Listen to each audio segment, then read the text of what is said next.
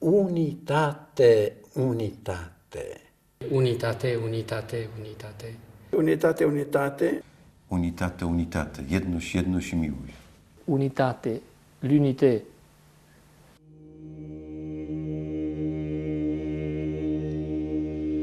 Câți în Hristos v-ați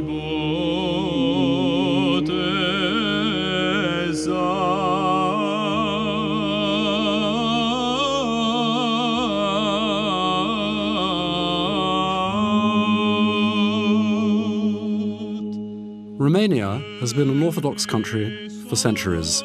Over 85% of the population are believers. Relations with the minority Catholic Church, accounting for 10% of the population, especially the Greek Catholic Rite, have over the last 300 years not been easy. The culmination point came during communist times, when the authorities abolished the Greek Catholic Church, passing all its property to the Orthodox Church. The 1990s were a time of rebirth for Greek Catholics, but also a challenging time of trying to come to terms with the difficult past. In May of 1999, Pope John Paul II visited the country at the invitation of the government and His Beatitude Patriarch Teoctyst of the Romanian Orthodox Church. Though difficult negotiations preceded his arrival, the visit passed into history as a milestone on the road to Christian unity. On nous dit, il va venir. We were told he will come. The Orthodox Church has issued a formal invitation, but on condition that the visit will only take place in Bucharest, and that it will not be a pastoral visit, but an official visit of the Orthodox Church. In other words, a meeting with the government, Orthodox bishops, no meeting with the faithful, no meeting with the young. Pas de rencontre avec les jeunes. Ne bucuram deosebit de mult, neașteptat de mult, de vizita. We were immensely happy that the Holy Father would visit Romania, but at the same time we very much desired that he would also visit the church that is subsumable to him, the Roman Catholic Church, as well as the Greek Catholic Church, that has suffered so much. Biserica Romano-Catolică și Biserica Greco-Catolică, care a fost în suferință. Le pape, il nous a vraiment convaincus. The Pope really convinced us that the visit, its ecumenical aspect, was much more important than being everywhere. It was not a matter of a lack of respect, but for the ideal of church unity. Mais pour l'idéal de l'union de l'Église.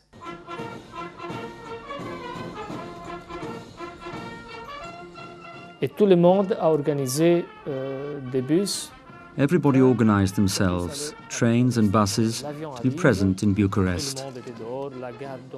The plane landed, everybody was outside.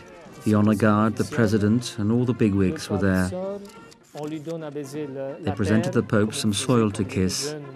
He leaned forward just like in the old days when he was young.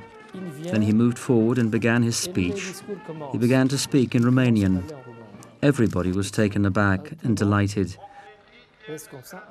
We didn't know what was happening. It was really something quite amazing. We could hear him speaking Romanian. We're not a Catholic majority, we're not an important church. We immediately felt like friends. Pour dire que vraiment, on s'est senti tout de suite, en quelque sorte, amis. Ojciec Święty po tym przemówieniu, które czytał po rumuńsku. As soon as the Holy Father finished his speech in Romanian, he invited Patriarch Teoctyst into the Papamobile, and they drove into Bucharest together. Le monde, il n'y avait pas tant de catholiques pour mettre. There weren't enough Catholics to line the route from the airport into Bucharest. And yet, people came out of their homes to see him. Some left work, came out onto the streets to see him. It was spontaneous.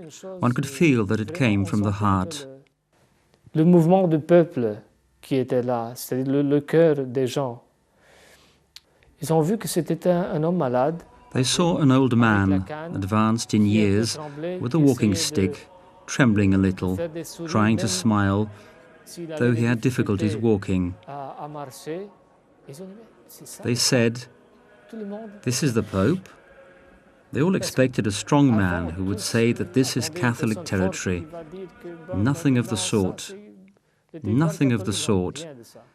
And something inside them cracked. Barriers were swept away. Comment fondu? Tous ces genres de barrières ont fondu. During his visit, the Pope met the Synod of the Romanian Orthodox Church, Roman Catholic and Greek Catholic bishops. He also visited the resting place of bishops, martyrs of communist times, and took part in the Orthodox liturgy and holy masses celebrated for Catholics of both rites. Towards the end of his meeting with the Orthodox bishops, the Holy Father said, "An unforgettable visit.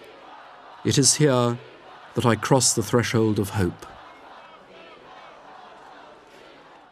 Das erste Land in Osteuropa, das der Papst besucht hat. It was the first Orthodox country, East European country, that the Pope visited. Romanians are convinced that they descend from the Romans. In all honesty, they regard the Pope as their spiritual leader, though they have a patriarch. It was unusually important that the Pope visited Romania. His visit initiated a dialogue in this country between the Greek Catholic Church and Orthodox Church. Gab die Initiative für den Dialog zwischen orthodoxen und griechisch-katholiken. Assistat la visita papei in Romania. I was present during the Pope's Romanian visit, and I must confess that I was impressed by people's response. Irrespective of their religious affiliation, everybody was filled with an immense joy during John Paul II's visit to our country. I believe that his visit exerted a good influence on all of us.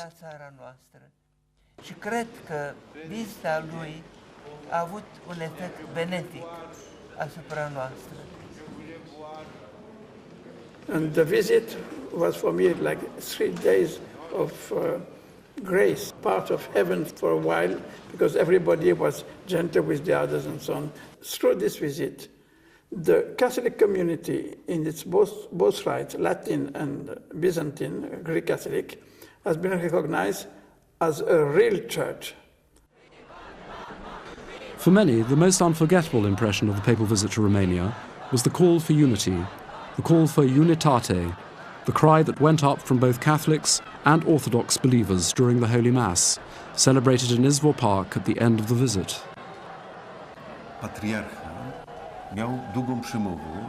The Patriarch had a long discourse, somewhat triumphant in tone, and at one point people responded and began clapping, giving to understand that we thank you.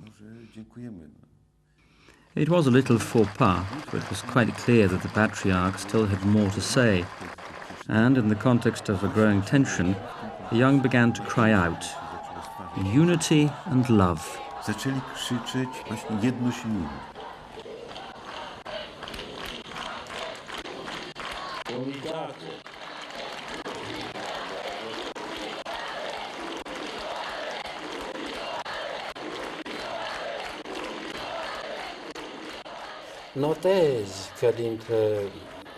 I would estimate that amongst the participants, perhaps 80% were Orthodox. So the faithful, not only Greek or Roman Catholics, but also Orthodox believers, desire unity between both churches.